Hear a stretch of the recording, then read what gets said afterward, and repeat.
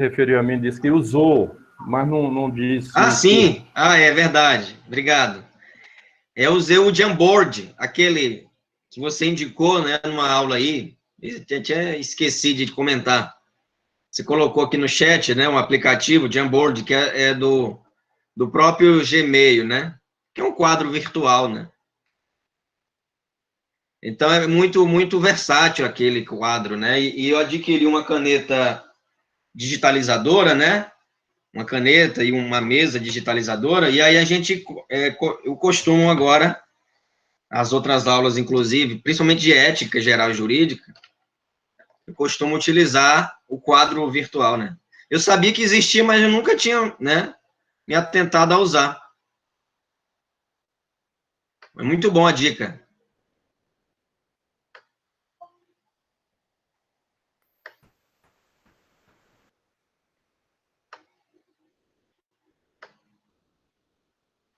Bem, como eu ia dizendo,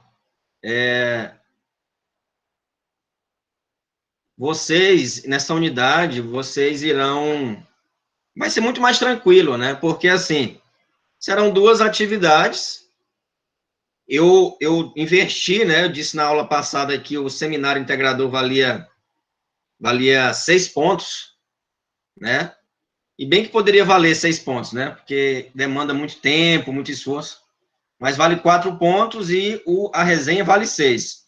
Enfim, a ordem dos fatores não altera o produto aí, né? Vocês vão ter que se empenhar do mesmo jeito. Mas, assim, para dizer o quê? Que não tem mais aquela questão de fórum, pelo menos aqui não vai ter. Na disciplina de filosofia geral e jurídica, vocês não precisam se preocupar em, tem atividade toda semana, não. Vocês já sabem qual é a atividade, fazer a resenha daquele livro que eu postei lá na plataforma. Eu vou colocar também uma mensagem na plataforma, né? Uma mensagem na plataforma. Mas eu coloquei lá no WhatsApp, no grupo, para que vocês possam já começar a ler, né? Que se quiserem já começar a escrever a resenha. Costumo dizer que quem adianta nunca atrasa, né? Então, começar agora lendo. É um livrinho fininho, de 70 páginas, é um ensaio, muito tranquilo. Não sei fazer resenha. Estão pagando a disciplina de metodologia científica. Caso não chegou nessa parte ainda, você pode consultar aí o YouTube, né? E com certeza você vai aprender. Tem muitas informações, né, sobre como fazer uma resenha. Tá bom? Resenha não é resumo. Resenha tem um teor mais crítico. Mas, enfim, nessa unidade, reitero que será mais tranquila. Imprimir o livro. Tá, que bom. Que bom. Eu também tenho uma xeroteca aqui, né? Eu, na faculdade, imprimia também muitos livros, xerocava, principalmente, muitos livros. Tinha uma senhora, rapaz, que fazia bem baratinho, né, para mim, na época da faculdade, eu gostava demais. E imprimi dezenas e dezenas de livros, mas eu imprimia sempre só frente e aberto o livro, porque eu dobrava a página e ficava parecido realmente com um livro. Acho que tem até aqui um exemplo. Ficava assim, ó. Eu imprimia só frente, né? Imprimia aberto, e aí dobrava a página e perfurava depois para colocar o arame. Coisas de estudante. Mas, enfim, essa introdução é para, né, dizer que está acabando o semestre, né, já vocês estão de férias, vão poder oxigenar a mente, poder ler outras coisas, ou até mesmo, né, atualizar séries, né, enfim. Importante ainda manter os cuidados, né, manter os cuidados, a proteção, o distanciamento, a máscara, tá bom? E logo, logo vocês estarão vacinados e vacinadas, e nós nos encontraremos presencialmente, né, para fazer aquela discussão acalorada, discussão filosofante, né? Ou jus filosofante, né, já que estamos no curso de Direito, tá bom? Então, na aula passada nós falamos sobre Hans Kelsen, tá? Espero que vocês tenham assistido às aulas anteriores, tá? Falamos sobre Hans Kelsen e o normativismo jurídico, principalmente, né, o positivismo jurídico, né? Falamos ainda sobre Ronald Dworkin, né, que fala sobre um normativismo jurídico, mas sempre versando, né, tendo assim uma interdisciplinaridade com o conceito de moralidade, né. Já Hans Kelsen, não. Hans Kelsen busca interpretar o direito e aí desapega, né, arranca do conceito de direito o conceito de justiça, por entender que justiça carrega traços de subjetividade, carrega traços de um julgamento moral, né? De um julgamento moral, tá bom? Sendo assim, o direito, a ciência que irá discutir por ela mesma, né? Ou seja, interpretar a norma pela norma, não agregando outras ciências, né, a essa interpretação. E aí nós falamos, na prática, né, não consigo conceber o estudo da filosofia, ainda mais filosofia do direito, sem o uso, né, sem falar, sem comentar aqui. Na prática, o STF, nós comentamos que eu sempre quero falar portaria, mas na verdade, se não me engano, é uma resolução, né, que eu até postei no grupo lá, que ele, tanto no Código de Ética do advogado, quanto na Anvisa, né, ele considerou inconstitucional, né, inconstitucional a interpretação, né. É isso mesmo, eu disse portaria na aula passada, na verdade é uma resolução da Anvisa que proibia, não é que proibia, mas o homossexual, a pessoa, né, que tinha uma orientação sexual diferente, ela passava pelo constrangimento de passar, assim, por uma quarentena sexual, até mesmo passar pelo constrangimento de ser perguntado, interrogado ali, que dia ela fez sexo, né, é um absurdo isso. Então, o homossexual passava por essa humilhação, né, e o STF considerou isso inconstitucional. Inconstitucional, né? Ora, se um heterossexual para doar sangue não é perguntado, por que os índices, né, comprovam que não tem nada a ver essa questão da orientação sexual, né? A AIDS não é indistintamente, pode, caso você não se previna, pode sim afetar qualquer pessoa, né, independentemente da orientação sexual. Para dizer o quê?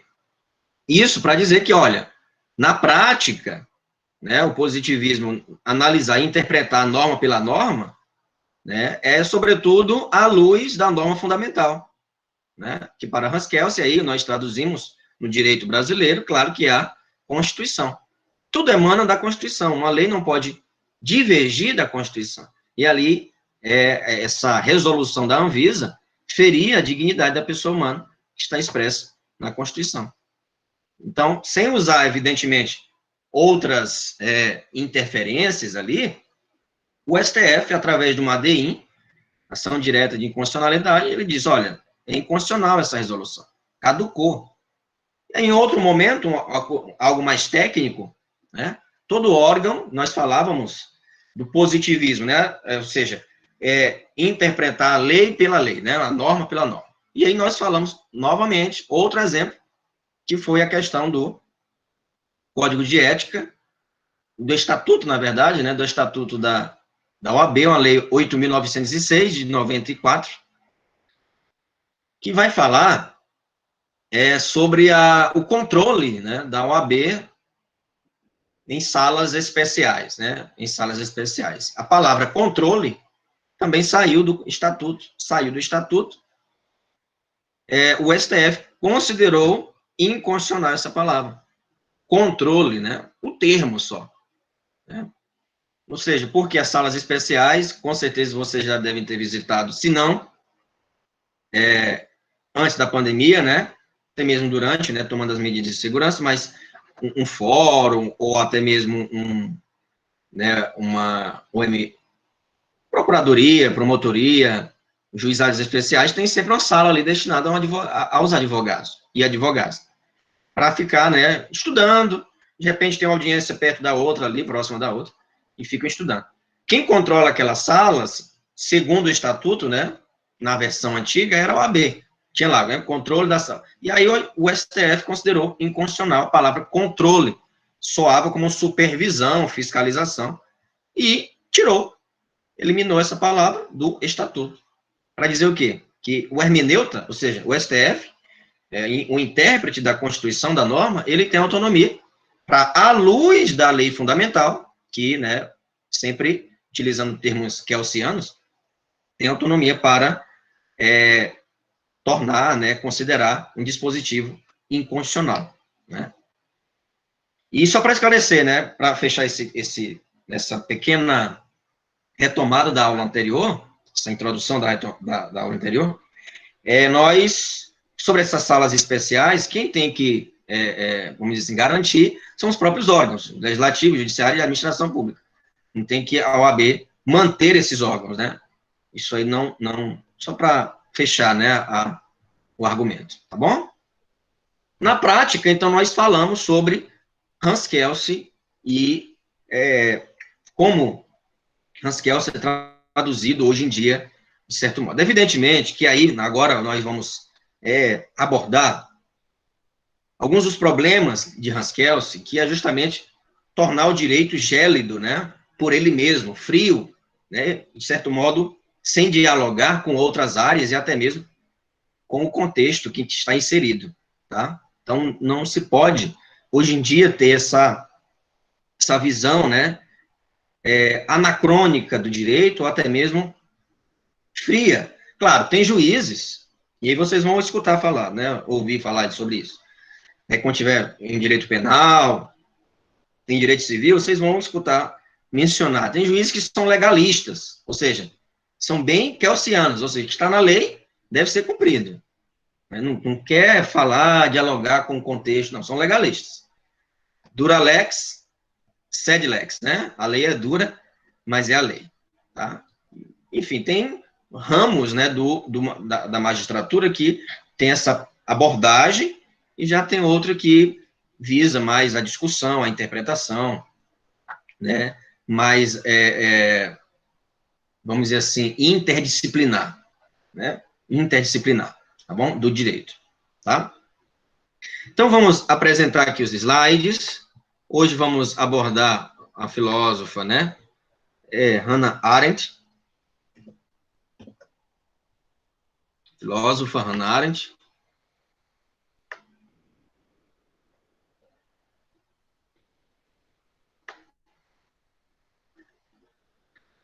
Vocês entenderam bem o que o Kelsen quis falar, quis comentar? Comentou, né?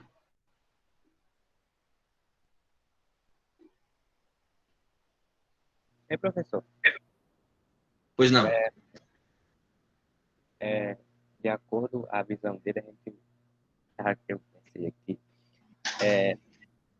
as leis para julgar casos específicos, por exemplo, a gente tem aquela questão do princípio da insignificância, não é? Não me engano, alguma coisa assim.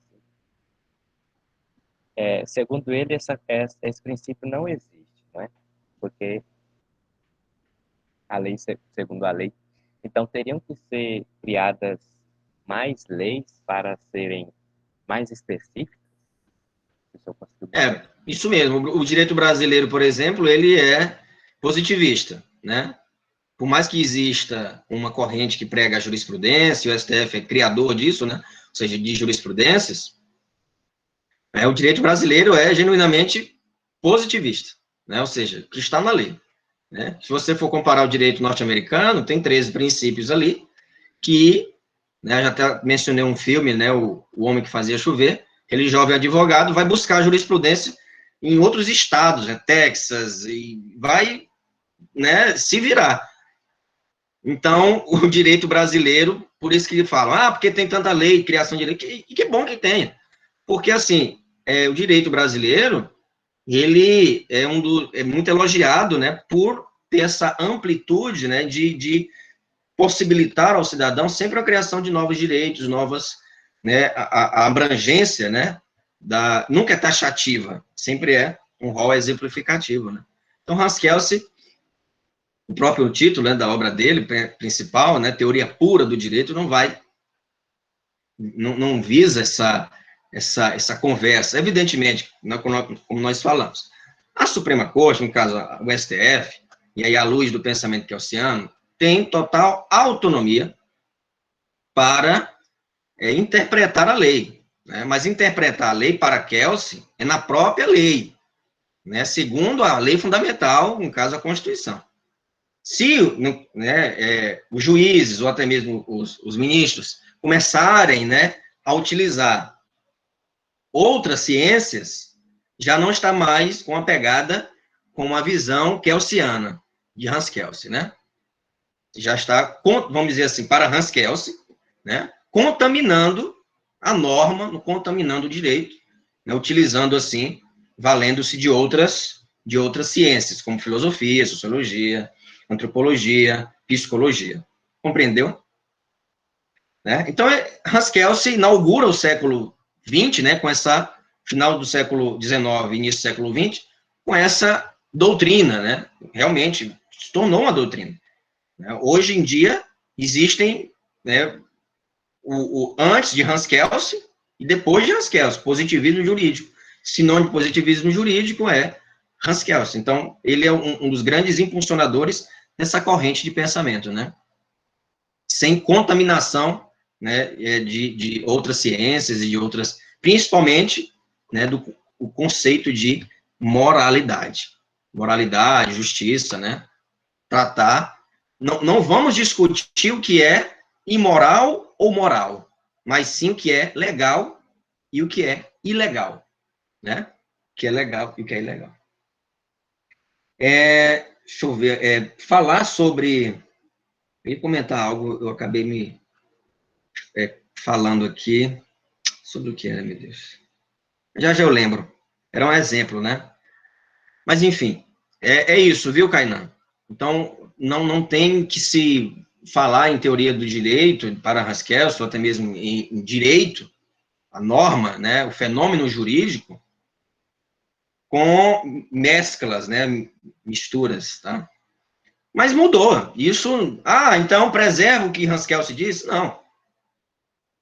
Os próprios ministros citam Hannah Arendt. Eu vou apresentar um discurso para vocês, se não hoje, pode ser amanhã, um discurso do ministro Luiz Barroso, isso mesmo, salvo engano, que ele vai falar, ele vai mencionar, véspera da eleição, né, que ele é presidente, né, do eleitoral, e aí ele irá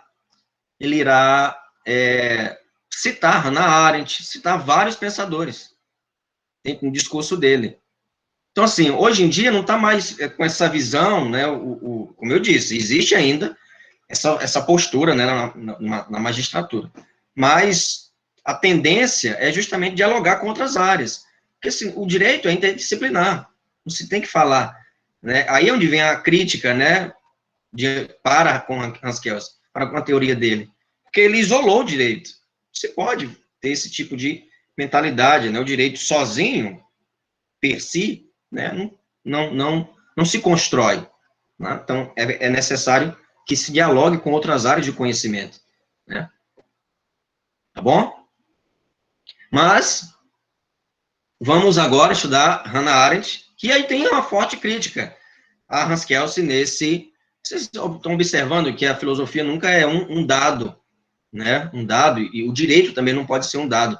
Essa matematização que Hans Kelsen quis fazer com o direito, com a norma jurídica, com o fenômeno jurídico, ele foi muito criticado, a própria Arendt, e no momento ali do julgamento de Eichmann, né, tem um livro, né, Eichmann em Jerusalém, se vocês puderem assistir o julgamento de Nuremberg, né, vocês estão convidados a assistir esse filme, e aí a crítica que se coloca é justamente essa. Ora, como assim? Então, se Hans Kelsen, vamos colocar, o positivismo jurídico, a corrente, não mais Hans Kelsen, tem outros discípulos, né, vamos colocar, né, para não rotulá-lo, Se o positivismo jurídico é cumprir o que está na lei, né, o direito positivo que foi normatizado, né, está ali, escrito, né, enfim, independente de outras ciências, que está na lei, a norma, então, Eichmann, né, os generais, né, que participaram ali dessa catástrofe, dessa tragédia, né, desse genocídio nazista, estão corretos, né, porque eles cumpriram o que estava na lei, ou cumpriram vamos dizer assim, o mandamento, né, que, enfim, estavam simplesmente cumprindo ordens, né, cumprindo ordens. E esse argumento foi levantado no tribunal, né, foi levantado no momento do julgamento, né, por se tratar, né, de uma norma. Então, se está escrito, então vou cumprir, então não estou errado ao não cumprir essa norma, né. Mas aí, claro, entra outras discussões, né? E aí, cadê a humanidade? Cadê a reflexão? Cadê o senso né, o bom senso? Né? Isso realmente é racional, né? Colocar todo mundo ali num campo de concentração, no câmeras de gás, ou até mesmo projetar, né, linhas ferroviárias para transportar judeus e ceifá-los, sabe? Então, entende? Mas quiseram se defender à luz do positivismo, né? Olha aí o grande perigo, né? E até mesmo injustamente, e aí às vezes a gente não lê as coisas, né? As pessoas não leem, não se aprofundam e ficam sempre com essa noção de letreiro de caminhão, né? Frases montadas, lacradoras, e acabam, né, cometendo injustiças históricas. Acabaram que, olha só que a asneira que, né, a gente às vezes escuta, que Kelsen era, vamos dizer assim, um filósofo do nazismo, ou até mesmo escreveu, ou o nazismo foi pensado, né, aquelas leis foram pensadas, né, para a luz do pensamento, né, kelsiano. Nada a ver, Kelsen foi perseguido pelo nazismo, foi exilado, então não tem cabimento. Então as pessoas não sabem e acabam cometendo, né, injustiças com pensadores que não tiveram nada a ver com essa história, né? Por ele pregar o positivismo, então, não. Então, o que está na lei deve ser cumprido. Então, os nazistas, os generais nazistas, cumpriram o que estava na lei. Então, é Kelsen. Entende? Não tem sintonia lógica com esse tipo de argumento. Bem, só a título de curiosidade, Kelsen não tem nada a ver com esse genocídio. Pelo contrário, né, foi muito perseguido, né, como muitos pensadores, e não é diferente com a Hannah Arendt também, que foi muito perseguida, foi exilada também. Teve que fugir. Bem, desse modo, nós vamos falar, e o subtítulo dessa aula é o poder, a opressão e o espaço da política. Né? O poder, a opressão e o espaço da política. Para Arendt, o homem, né, e aí, claro, evidentemente, a mulher também, mas é importante sempre mencionar, homem, mulher, mulher, homem, né? Para não cometer injustiças, tá? E se tratando também de uma filósofa. Arendt, ela escreveu, e você já, com essa introdução, falando sobre, né, o nazismo, sobre o genocídio, vocês já sabem com quem ou o que ela vai refletir na sua filosofia, né? Ela vai refletir sobre esse sistema cruel, né, que é o totalitarismo, que é o fundamentalismo, o extremismo, né? Toda essa conjuntura que conspira sempre anti-diálogo, né? E é muito bonito a Arendt falando, né, que a política se dá, e o direito, né, as discussões, se concebem na mesa, ou seja, o diálogo se dá ali, né, na conversa, na troca, né. Então, o poder, a opressão e o espaço da política.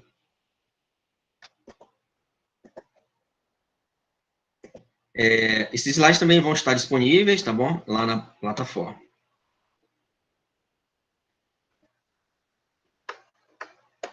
Bem, primeiramente, vamos contextualizar, em seguida, vamos falar sobre os conceitos fundamentais, e de já, a vida para Arendt é ativa, né? A vida para Arendt é ativa. Arendt não concebe a vida somente como trabalho. Arendt não concebe a vida somente como um ócio, produtivo ou não. Não, Arendt concebe o viver, o existir, a existência, na atividade, no diálogo, na dinâmica, né, com as relações, sabe? Não se tem essa postura estéril aqui, né? E aí a gente vai dialogar com outras áreas, né, com a psicologia, com a antropologia, tá? Com a política, e ela não se considerava interessante, né? Ela não se considerava uma filósofa, né? Ela não se considerava uma filósofa, mas sim uma cientista política, né? Por assim dizer. Poder e violência, pontos de partida para a discussão política, liberdade e ordem política, o totalitarismo e a degeneração da política, e, claro, o último conceito aqui, creio que um dos mais importantes dela, são os direitos humanos. Vamos dividir sempre em duas partes, né? Agora, no momento, primeira parte, para não ficar tão cansativo para vocês, e amanhã nós continuamos com a filósofa Hannah Arendt. Contextualização, vida e obra, a privação de direitos e perseguição de pessoas de origem judaica, ocorrida na Alemanha a partir de 1930, assim como o seu breve encerramento, nesse mesmo ano, fizeram-na decidir emigrar, né? Imigrar, ou seja, o regime nazista retirou-lhe a nacionalidade. Então, ela ficou, por algum tempo, apátrida. E uma das grandes discussões que podemos levantar aqui, lendo Hannah Arendt, é sobre a questão dos refugiados hoje em dia. Né? Sobre a questão dos refugiados. Como está sendo tão cruel essa crise humanitária, né? Se não bastasse a pandemia, ainda existe essa outra crise que é humanitária, né, que é a saída de pessoas, não porque querem, né, ou até, não, mas realmente buscar um refúgio. É diferente, né, a pessoa está imigrando, ou até mesmo tendo uma imigração, saindo, né, como por exemplo, brasileiros vão para Portugal, não porque estão sendo perseguidos, não porque estão sendo maltratados, mas por melhorar de vida, né? Entende? Diferentemente da Síria, diferentemente dos países do Oriente, que as pessoas têm que fugir mesmo, porque ocorrem guerras, perseguição, morte, né, para sobreviver. E essas pessoas não podem retornar ao seu país, né, e se tornam refugiados, a palavra, né, já concebe assim, um conceito muito bem claro, e se tornam apátridas, ou seja, sem pátria, né, ficam realmente no limbo, né, ou seja, sobrevivendo, né, em busca sempre de um local com um passado esquecido, ou até mesmo uma identidade perdida, né, uma identidade perdida. Até conseguir, né, a nacionalidade, olha só quanto tempo, né, ela saiu em 1937, só veio a nacionalidade norte-americana em 1951. Ela foi repórter, inclusive, tem um filme dela. Eu vou tentar buscar na internet para mostrar para vocês que ela vai documentar, né, ela vai investigar também, mas especialmente cobrir ali o julgamento de Eichmann, né? Ela trabalhou para New York Times, a revista, e ela vai produzir artigos e boas matérias sobre aquele, e, claro, conduziu a um livro, né, que recebe o nome, né, Eichmann em Jerusalém. E cria o conceito de banalidade do mal, né, a banalidade do mal. né, se banaliza, né, torna-se corriqueiro, né, está tão imiscuído na maldade, na crueldade, que se torna ali parte da engrenagem, né? Eichmann é um homem normal, ele é um homem normal, ele é vai para casa, tem filhos, brinca, tem esposa, mas ele projeta, engenheiro, projeta linhas ferroviárias, é responsável pela logística, enfim. Ele não passa pelo crivo da razão, vamos dizer assim, não se tem ali uma crítica ou uma reflexão, né? Não, ele simplesmente é um cumpridor de ordens, ponto. Né? E banaliza-se, torna-se realmente robótica ali a atitude dele, né? A ação, né? Bem, trabalhou, entre outras atividades, como jornalista, professora, universitário, e publicou obras importantíssimas na filosofia, no cenário filosófico e político. Até hoje, Arendt é estudada, especialmente nessa associação entre direito e política. Então, não se pode falar, por exemplo, de crise migratória, de imigração, questão dos refugiados, sem falar também de Arendt, né, sem mencionar que ela sofreu na pele isso. Ela foi uma refugiada, né? Também sem falar de Achille Mbembe, sem falar de Giorgio Agamben, mas começou também aqui essa discussão sobre a questão dos apátridas, né? Contudo, recusa ser classificada como filósofa, mas sim, ela é uma teórica política, né? Distanciava-se do termo filósofa política ou filosofia política, mas é uma teórica política. Algumas influências de Arendt, Platão, Aristóteles, né? Tem um filósofo italiano que fala sobre que depois de Platão e Aristóteles, tudo virou nota de rodapé. Todo mundo menciona Platão e Aristóteles, né? Mas eu discordo um pouco. Mas, enfim, recebeu, evidentemente, passou pela filosofia, deve ter escutado e recebeu influência de Aristóteles. Salvo engano, a tese dela foi sobre Agostinho, né? Santo Agostinho, que o conceito é isso mesmo, conceito de em Santo Agostinho, né? Conceito de amor em Santo Agostinho. A tese de doutorado. Bem, aí, claro, Immanuel Kant, como eu disse, né? Sempre vocês vão escutar, né? Falar, mencionar sobre... E Karl Jasper, sobre Immanuel Kant. Karl Jasper também é um dos influenciadores. Martin Heidegger também foi um dos grandes influenciadores na carreira de Arendt. Bem, destacou-se por ser sensível, né? Sensível ao quê?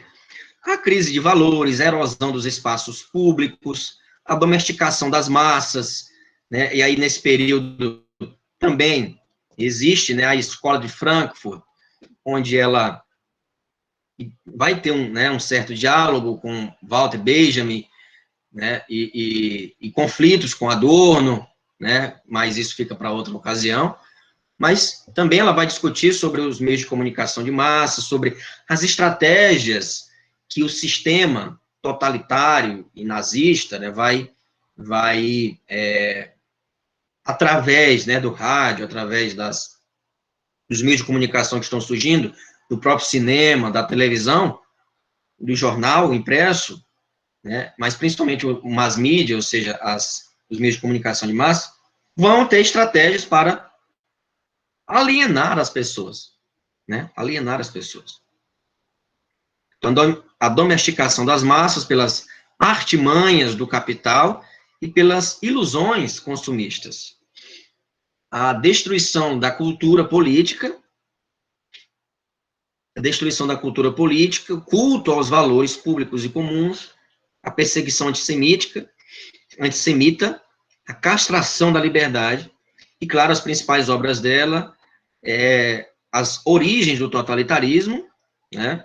As origens do totalitarismo, Eichmann em Jerusalém, a condição humana, e nessa obra aqui, Arendt vai concentrar, né, falar sobre o julgamento, né, do Eichmann, e falar sobre o conceito de banalidade do mal. Incrível essa pensadora para estudar e ser contextualizada, né, com os dias de hoje. Seria inédito na faculdade, e não esqueçam disso, tá?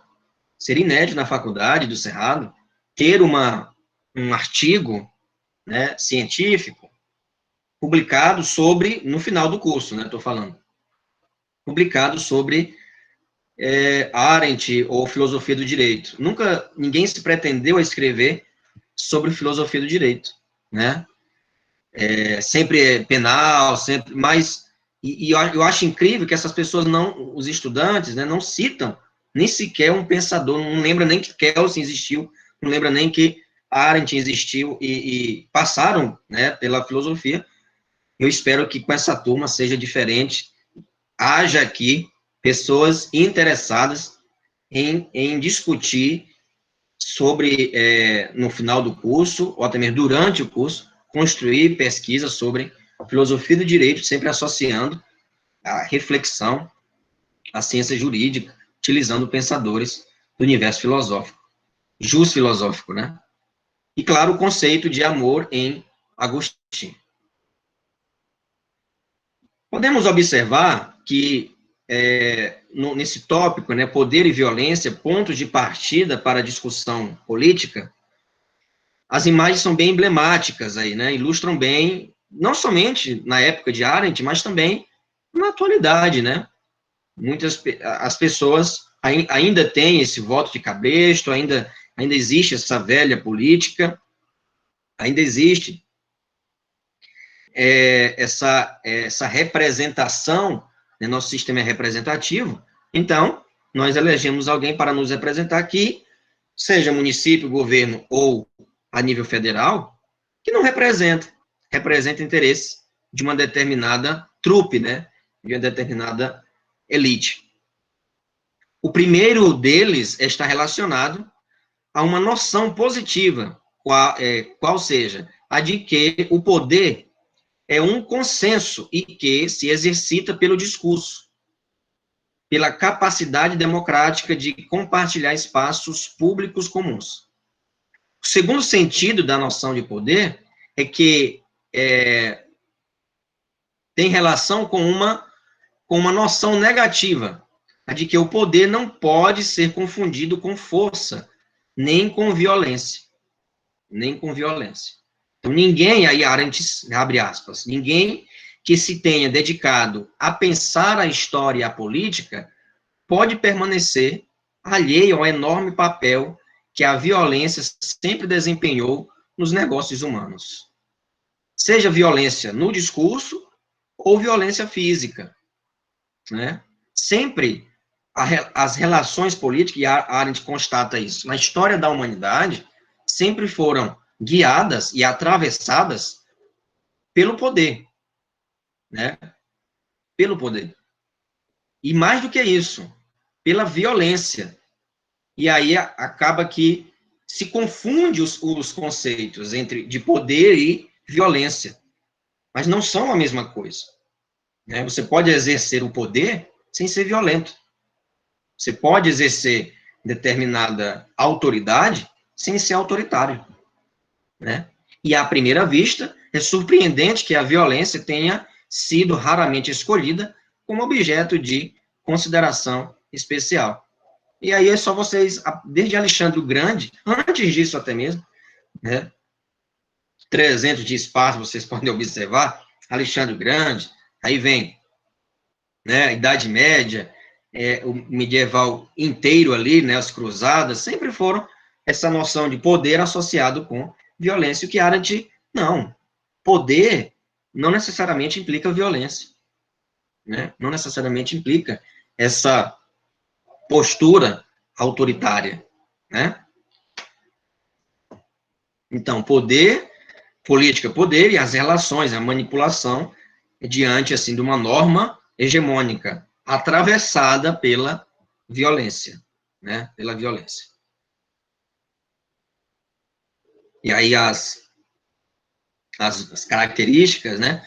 Poder, política, direitos, justiça e manipulação, sempre tendo essas relações, né, esses conceitos se relacionam, mas um denominador comum, infelizmente, né?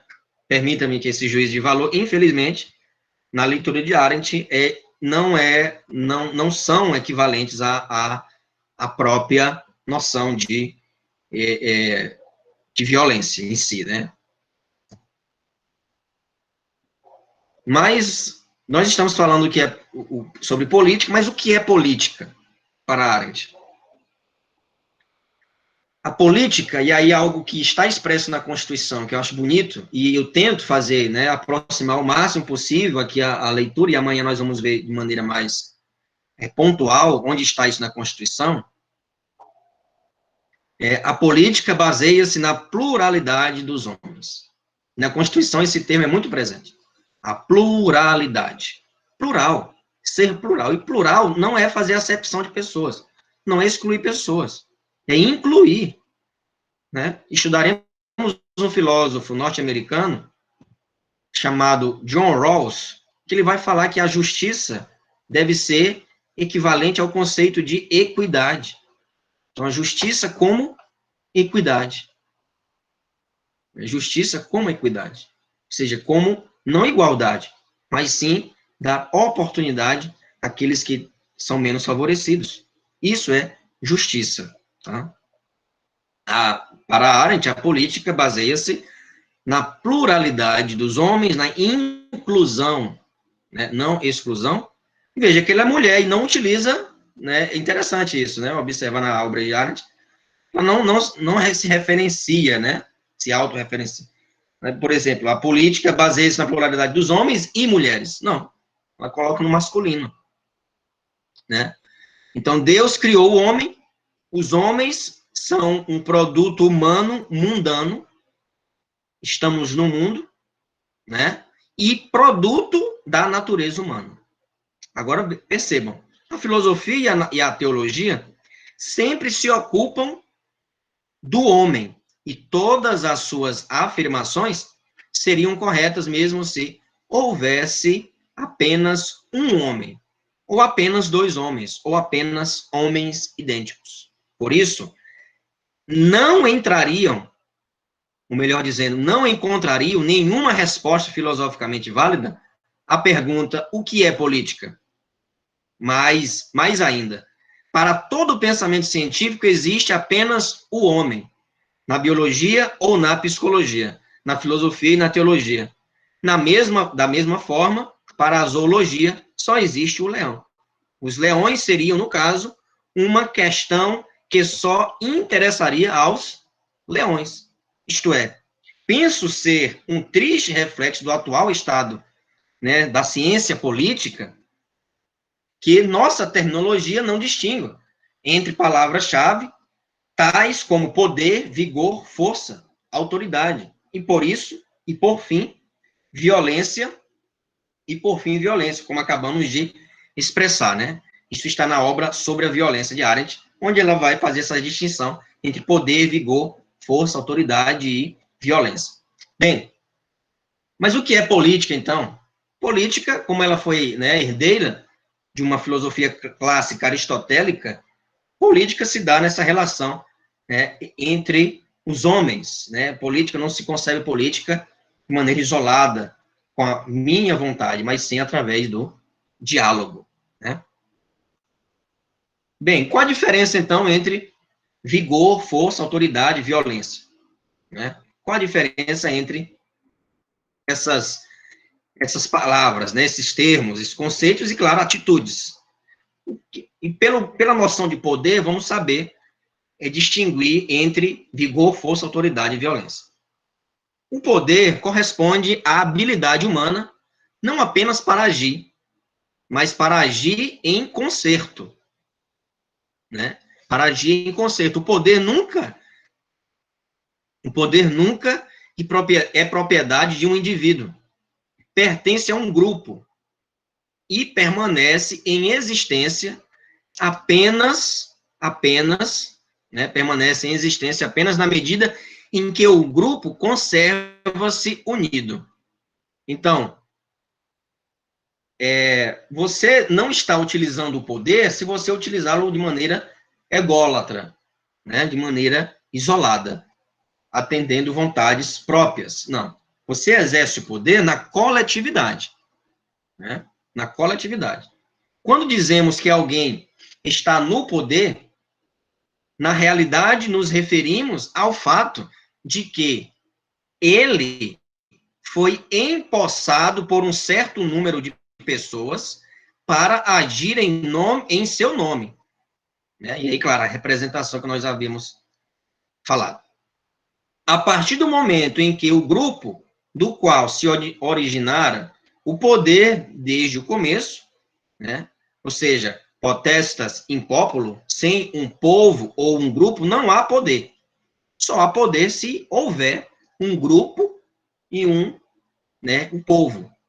Então, o poder desaparece, o seu poder também se esvanece, sem o povo, né? Sem o povo, né? E, claro, se referindo à própria Alemanha também, né? Não somente em crises da América Latina, ou nos Estados Unidos, ou aqui no Brasil, enfim, na própria Alemanha, Hitler ascendeu devido ele ter, mas não, ele não entendeu, né, o conceito de poder, né, à luz, evidentemente, desse pensamento, que foi concebido nesse período, né? As reflexões surgiram assim. Em seu uso corrente, quando falamos de um homem poderoso ou de uma personalidade poderosa, já usamos a palavra poder metaforicamente. Aquele a que nos referimos, sem metáfora, é o vigor. Né? Então, essa diferença entre poder, força, autoridade e violência, que nós estamos sempre comentando aqui alguns slides, algumas citações de Arendt, é inconcebível para Arendt associar poder, vigor, força, autoridade e violência. Não. Essas outras se distinguem do poder.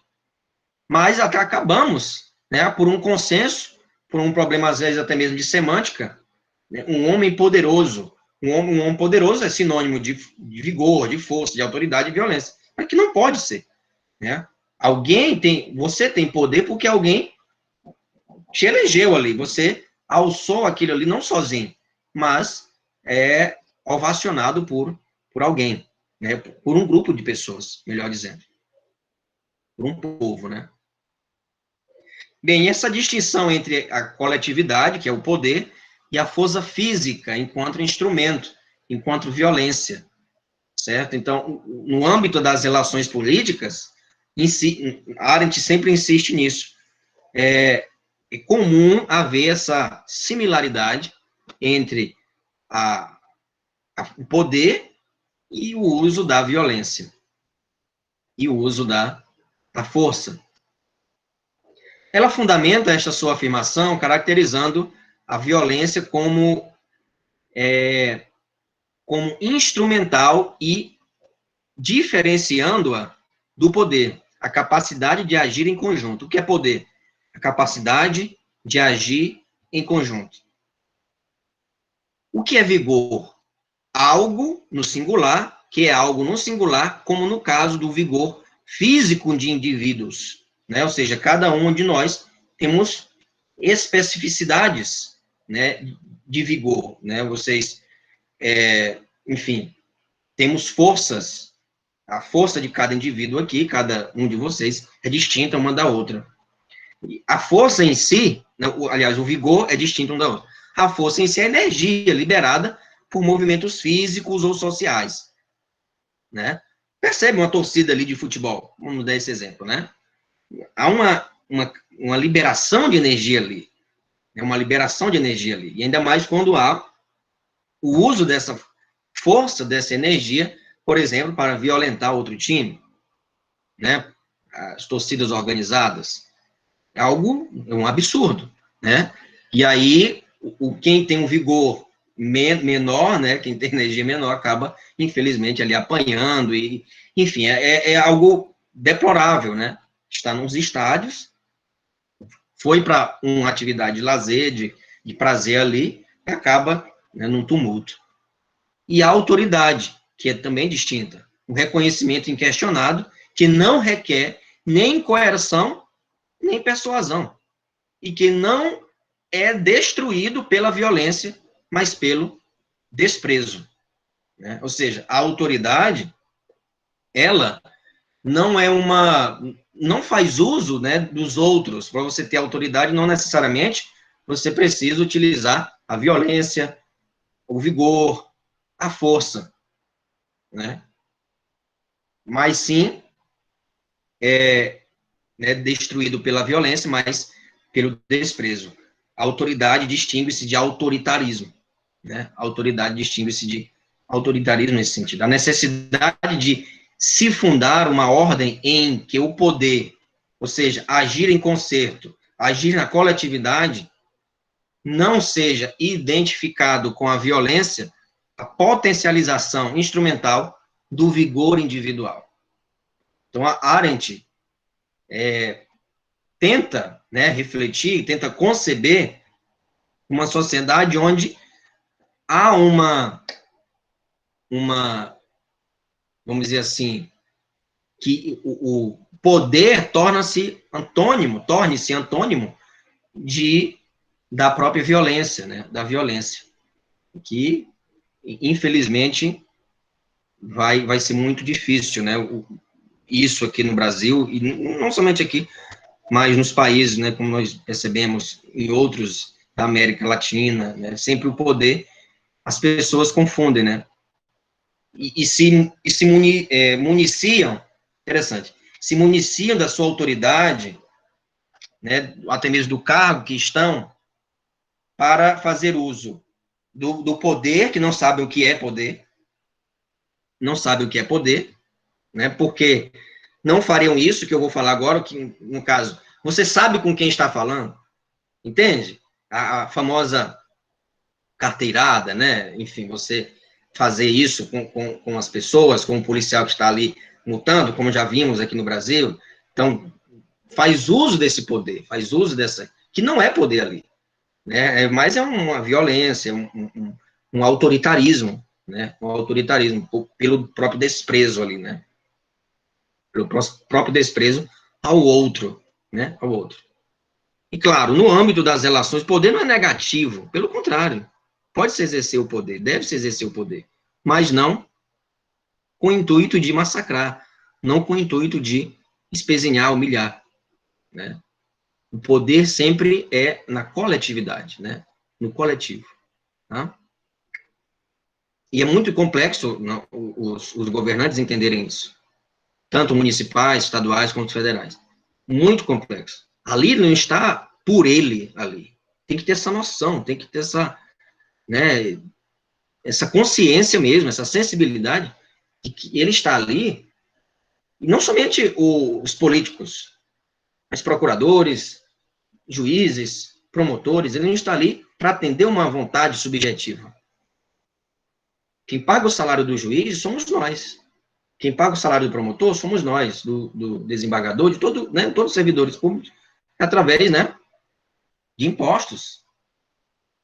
E aí? Sabe, ele está ali para atender demandas sociais, não para se, né, enobrecer devido ao próprio cargo. É muito complexo essa dissociação de poder, autoridade, vigor, força, porque quando você se eleva ao cargo, a determinado cargo, você passa, parece que tem um verme, um vírus, e te consome, né? Você fica possuído por algo que é distinto do próprio poder, né? Promotores, procuradores, juízes, desembargadores, políticos, legislativo, judiciário e executivo, devem entender que o poder está distinto dessas outras nuances do vigor, da autoridade e da força, né? Vamos esperar, tomara, né, que tenha essa sensibilidade de que, né, e consciência política de dizer que, de fato, o poder não tem nada a ver com vigor, força, autoridade, né? É um erro e violência, né, em especial que é a instrumentalização dessa energia, né, que o ser humano coloca para fora, de maneira, não vou dizer irracional, mas fazendo o mau uso da razão, o mau uso da razão. Bem, a vontade coletiva, né, a vontade coletiva e a vontade individual. Nós acabamos de mencionar. A vontade da coletividade, para que se efetive e se torne uma categoria como força política, demanda consenso, acertos, jogos de sedução retórica, negociações, cessão, renúncia, doação, empenho e objetivo, né? Então, todas essas características é necessário, sim, para a vontade da coletividade, né? E, mas jogos de sedução retórica, né, parece um pouco Maquiavel. Sim, é necessário você convencer, mas, sobretudo, por um projeto político. Por que o meu projeto, e insisto, no Brasil, deveria, né, claro, vamos tentar fazer isso nas próximas eleições ou não, né, eu espero que sim, ou seja, de estimular mais ainda essa sensibilização na escola, né? Quem acompanha o curso de Norberto Bobbio sabe do que eu estou falando. Participamos de grêmios estudantis, os estudantes, ao participarem de grêmios estudantis, os estudantes assumem uma consciência política absurda, né? Saem da escola preparados, né? Não somente como lideranças estudantis, mas também como bons cidadãos, né? Capazes de refletir, questionar. Então, a política e a consciência política, não para ser vereador, deputado, não, mas pelo contrário, a consciência política se concebe ali na escola, né, no pátio escolar, nas discussões, no debate, né, até nas decisões que perfazem, assim, por exemplo, a questão da merenda, né, de como vai se organizar a escola, né, enfim, tem, claro, uma gestão, deve ser respeitada, mas o que diz respeito ali ao estudante, ele pode participar também. Material didático, tem que haver projetos estudantis, tem que haver maior liberdade, no sentido reflexivo da palavra, né? Liberdade não é só fazer o que quiser, né? Não, mas no sentido racional da palavra, no sentido crítico-reflexivo do termo, de realmente conduzir esses jovens, de não conduzir, mas estimular os jovens a tomarem mais pensamentos em prol da coletividade. Todo mundo está ali, né, preso num celular, preso numa caixa, e, de fato, a escola tem que ser esse espaço de desapego, né, do individual para a coletividade, tá? Então, a vontade individual, e Arendt também escreveu sobre educação, muito bonitos escritos dela sobre educação, e sempre atrelado ao conceito de política. A vontade individual depende de quê? Do vigor, né, da vontade da coletividade por meio de instrumentos violentos. Então, ao praticar um ato violento, com agressividade, ao empurrar alguém, você não está exercendo poder. Está exercendo a força, a violência, né? Ao falar, e violência não é só física, não. É verbal também, né? Quando você, através do seu cargo, o cargo que ocupa, né, manda alguém calar a boca, você não está exercendo poder. Isso eu falo, não somente políticos, mas professor, um médico, um procurador, um promotor, um juiz. Não, você não está exercendo poder. Está exercendo ali a força, a violência. São instrumentos de violência. Vigor, autoridade e a força. Então, mudando por um momento para a linguagem conceitual, o poder, e de fato a essência de todo governo. Não a violência. O poder é a essência de todo governo, não a violência. E aí, claro, evidentemente, está se referindo ao próprio Hitler ali, né? Não é a violência ali. Aquele homem é poderoso. Não, peraí. Poder, né? E agora nós vamos distinguir, né? Se de fato ele tem poder ou não, porque para Arendt se exerce na coletividade. Não, então a Alemanha todo mundo ovacionou Hitler, e ali então a coletividade, então correto, está tudo certo ali? Não. Por quê? Porque utilizou a violência. A violência por natureza instrumental. Como todos os meios para conseguir algo. Não é em si, né? Não é fim em si, a violência. Né? Ou seja, quando você usa a violência, você É por meio da violência que você quer conseguir determinado objetivo. Né? Ela sempre depende da orientação e da justificação pelo fim que almeja. Eu atirei porque eu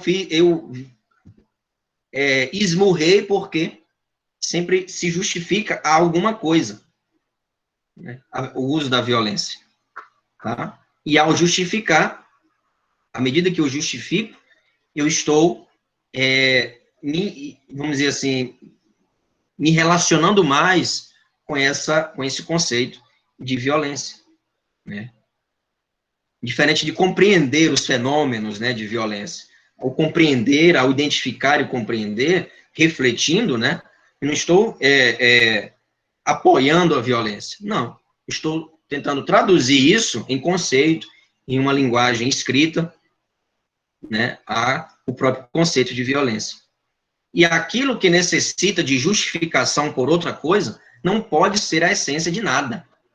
Então, se eu utilizo a violência para conseguir algo, ela não tem sentido a existência disso. E aqui há nuances do conceito de violência. Violência física, psicológica, moral, né, e assédio moral, enfim. Isso tudo é violência. Para conseguir algo, né, eu tenho que utilizar isso, então, isso não é poder. Isso é violência. Tá? Se eu, como professor, vocês me questionam, eu revido, e em determinado momento eu altero a voz e mando vocês calarem a boca, não estou utilizando o poder assim, ou até mesmo sendo democrático. Eu estou utilizando a violência. Porque através da violência eu quero o silêncio de vocês. Eu quero que vocês me obedeçam. Eu quero que vocês me respeitem.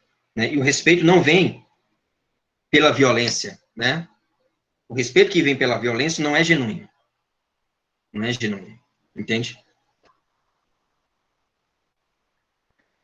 Então, a violência aparece onde o poder está em risco. A violência aparece onde o poder, muito, muito emblemático, né? A violência aparece onde o poder está em risco, mas deixada ao seu próprio curso, conduz à desaparição do poder. Então, quando a violência aparece, perde-se o poder, não tem mais sentido você estar ali, né? Não tem mais, né? Em relação né, doméstica, por exemplo, né? Tem ali uma relação entre marido e mulher, né, no sentido. E aí quando, né, se pela minha voz, pela violência que eu pratico ali física, ela tem que me respeitar, não tem mais sentido essa relação. Não tem mais sentido essa relação. Entende? Porque não faz sentido. Se houver o uso da violência, o objetivo não tem o objetivo, né? Propriamente. E aí, em situações, em relações políticas, do mesmo modo. Né? Do mesmo modo. Seja na sala de aula, ou fora da sala de aula, né? Não tem como. Por exemplo, temos, né, eu vou dar esse exemplo. Né, as turmas, não somente essa, tem líderes, né? Tem representantes. Né, que vocês elegeram e tal. Foi democrático, né? Elegeram representante e vice-representante. Né? E se faz uso, né, autocraticamente de decisões ou até mesmo de violência, ele não está sendo mais ali, perdeu o poder. Porque o poder, né, ao você, né, dialogar, sugerir e defender determinada ideia, tudo bem. Mas na medida que você faz uso do cargo que você ocupa, ou até mesmo da própria violência ali, por você ser mais velho, né, um exemplo, né? Você ser mais velho, ou por você ter, enfim, não sei, ter posse, né, ser rico e tal, faz uso disso, não tem mais sentido o poder ali, né? Não tem mais sentido o poder ali, tá? Eu estou tentando aproximar mais a discussão, né? A discussão da gente. Bom? Alguém colocou aqui no chat alguma coisa?